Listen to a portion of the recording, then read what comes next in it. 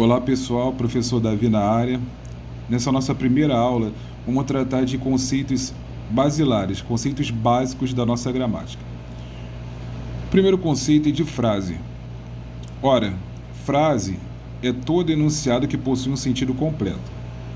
A frase pode ser nominal, ou seja, não possui um verbo, como no caso de que bom, ou a frase pode ser verbal, como no caso de fui à casa.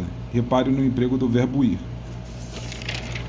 Outro conceito importante é o de oração. Oração é toda frase verbal, ou seja, oração tem verbo. E nós contamos o número de oração baseado no número de verbos. Então, se tivermos 2 verbos, teremos 2 orações. Se tivermos um verbo, teremos uma oração. Nosso primeiro exemplo, Carlos andou muito ontem. Repare que só temos um verbo, o verbo andar. Então, também teremos apenas uma oração. No segundo exemplo, ele afirmou que cantará amanhã. Repare que agora temos 2 verbos. Então, teremos 2 orações, o verbo afirmar e o verbo cantar. O terceiro conceito importante é o conceito de período. O período é uma oração verbal, é uma frase verbal. Mas nós contamos o período a partir da letra maiúscula e terminamos no ponto. Mas que tipo de ponto? Nós consideramos o fim do período, nós consideramos como ponto para o final do período o ponto final, o ponto de interrogação, o ponto de exclamação e as reticências. Nós não contamos, atenção, não contamos vírgula, ponto e vírgula, nem 2 pontos. O período, ele pode ser simples, quando ele possui apenas um verbo, como no nosso exemplo aqui, ela queimou o papel. Repare que só existe o verbo queimar, então é um período simples. E repare que terminou num ponto final. O segundo tipo de período é o período composto, como no caso de ela faltou à prova, pois estava com febre. Nós temos 2 verbos, então possuímos 2 períodos. Repare que a vírgula não termina o período, somente o ponto final. Agora, o que as bancas costumam tentar enganar o concurseiro, ou as provas de vestibulares também, é na hora de contar o verbo. Existem algumas exceções que podem confundir o aluno. É o caso de é que. É que é uma expressão de realce, uma partícula expletiva. Esse não é um verbo. Não é o verbo. É uma expressão de realce que pode ser retirada da oração. Repare no primeiro caso. Ela é que canta bem. Nós podemos tirar esse aqui. Ela canta bem. Como nós podemos tirar o é que, percebemos que ele só está aqui para realçar a oração. Não temos verbo. O único verbo que tem na oração é o verbo cantar. Então, como temos um verbo, teremos uma oração. Agora, essa expressão pode aparecer separada, como no caso de é ele que canta bem. Repare que eles não estão juntos, mas continua sendo uma expressão de realce, uma partícula expletiva, porque nós podemos tirar da oração, e ficaria no caso, ele canta bem. Repare que temos também apenas um verbo, o verbo cantar, então teremos também uma oração. Uma outra exceção que pode confundir na hora da prova é no caso das orações comparativas. No caso das orações comparativas, teremos um verbo implícito, ou seja, um verbo que não aparece na oração, mas que fica subentendido, como no caso de ele cantou como um filho. Ele cantou como um filho, canta. Repare que o segundo verbo ficou implícito, não apareceu, mas está subentendido. Então temos uma oração comparativa, nós estamos comparando. Na hora da contagem, teremos 2 verbos, o verbo que aparece e o verbo que está implícito. Temos 2 verbos, 2 orações. Outro caso muito importante e que costuma confundir os alunos é o caso dos verbos causativos e dos verbos sensitivos.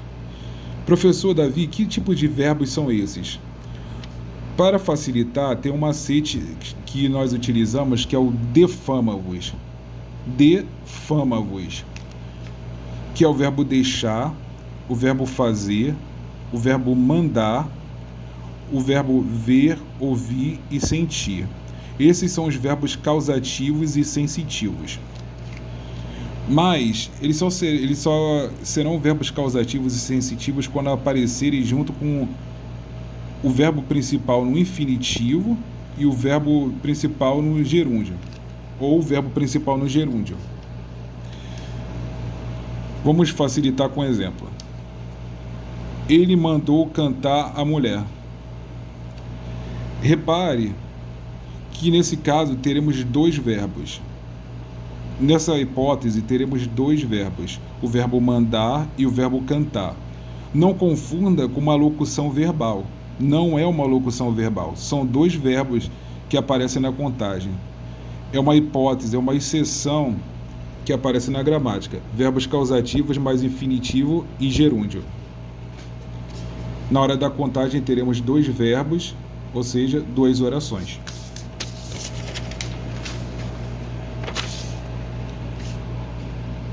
Outro caso que pode confundir o aluno é o das locuções verbais. Quando aparecer uma locução verbal, ou seja, um verbo auxiliar mais um principal, professor Davi, como eu saberei qual é o verbo principal? Bem, o verbo principal é o que aparece no final. Repare no exemplo.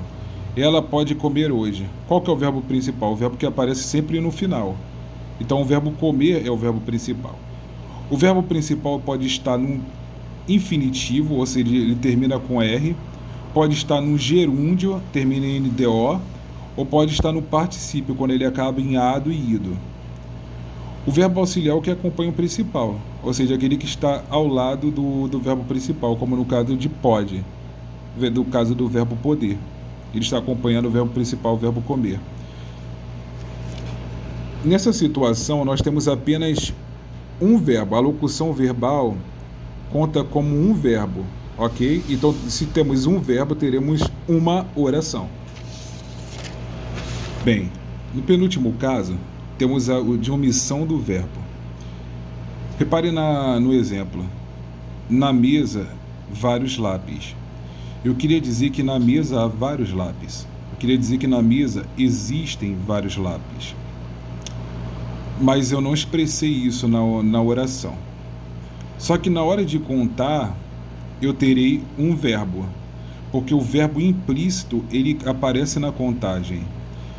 E essa vírgula que marca o verbo implícito é chamada de vírgula vicária.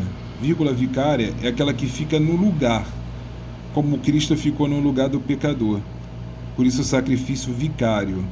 Então, vírgula vicária, ela vai marcar o verbo em que está implícito, que não apareceu. Nesse caso, temos apenas um verbo. Temos, então, apenas uma oração. Então, para terminarmos a nossa aula, o último caso que pode confundir os alunos é o de enumeração. Repare, ele comeu melão, melancia, banana e laranjas. Bem, como nós consideramos o verbo, então aqui nessa oração nós só temos um verbo. Nós não contamos baseados na vírgula da enumeração. Só existe o verbo comer, então só existe um verbo, então é uma oração, há uma única oração e um período é período simples, ok? Bem, pessoal, esse foi o último caso. Estamos terminando agora a nossa aula. Eu queria agradecer por todos que ficaram até aqui e compartilhem o canal e dêem um gostinho. Muito obrigado a todos. Tchau.